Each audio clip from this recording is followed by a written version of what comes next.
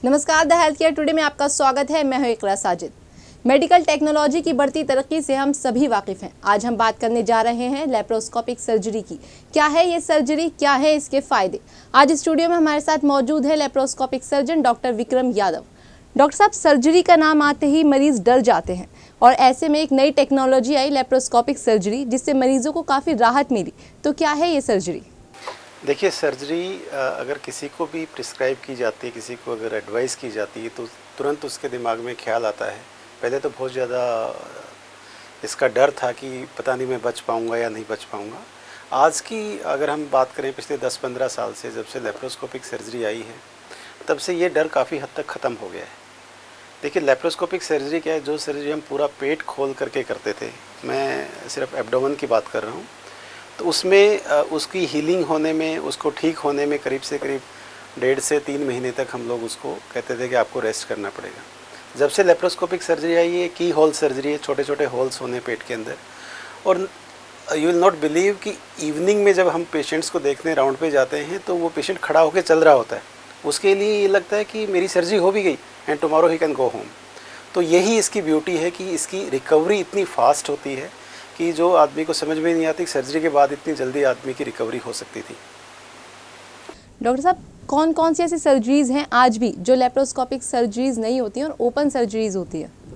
देखिए, open surgery आजकल, जैसे हम लेप्रोस्कोपिक सर्जरी की बात करेंगे तो हम सिर्फ एब्डोमिनल सर्जरी पे ही रेस्ट्रिक्ट रखेंगे। एब्डोमेन की कोई भी ऐसी सर्जरी नहीं है जो लेप्रोस्कोपी जिससे ना की जा सके। कुछ एक जैसे बड़ी ट्यूमर है, बड़ा ऑर्गन आपने रिमूव करना है, तो वो रेस्ट्रिक्शंस हैं। तो हम उन सर्जरीज़ को लेप्रोस्कोपिक असिस्टेड सर्जरीज में भी की काउंटिंग में लेके जाते हैं, बिकॉज उनमें भी 50% काम, 60% काम लेप्रोस्कोपी से होता है।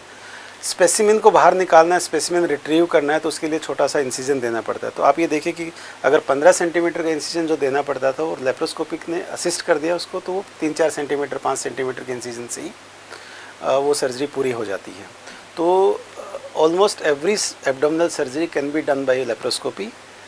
सिर्फ एक्सेप्शंस हैं कि अगर आपका ट्यूमर बहुत बड़ा साइज़ है, जिसमें ट्यूमर के स्पिल होने के चांसेस हैं, आपकी कैंसर है जिसमें आपको इंटैक्ट स्पेसिमेन निकालना है, वो केसेस हैं जो ओपन सर्जरी के लिए। Otherwise every surgery can be done laparoscopically nowadays.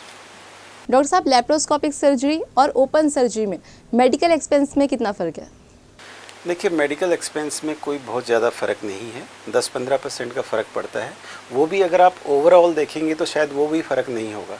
Laparoscopic surgery में कुछ एनर्जी इक्विपमेंट्स हैं, एनर्जी इंस्ट्रूमेंट्स हैं जो आपको डिस्पोजेबल्स यूज़ करने होते हैं। एक तो उनका खर्चा है, पर आप उनकी कॉस्ट देखें और ओवरऑल रिकवरी की कॉस्ट देखें। आप एंटीबायोटिक का खर्चा देखिए, आदमी कितने दिन तक घर से बाहर रहेगा, कितने दिन रेस्ट करेगा, अगर वो ओवरऑल कॉस्ट कैलकुलेट करें तो शायद लेप्रोस्कोपी ओपन सर्जरी से भी सस्ती पड़ती है। थैंक यू डॉक्टर साहब। आशा करते हैं हमारी लेप्रोस्कोपिक की जानकारी से आप सभी को काफ़ी राहत मिलेगी। आज के लिए इतना ही। हेल्थ से जुड़ी सभी खबरों के लिए सब्सक्राइब करें द हेल्थ केयर टुडे। हम रखें आपका ख्याल।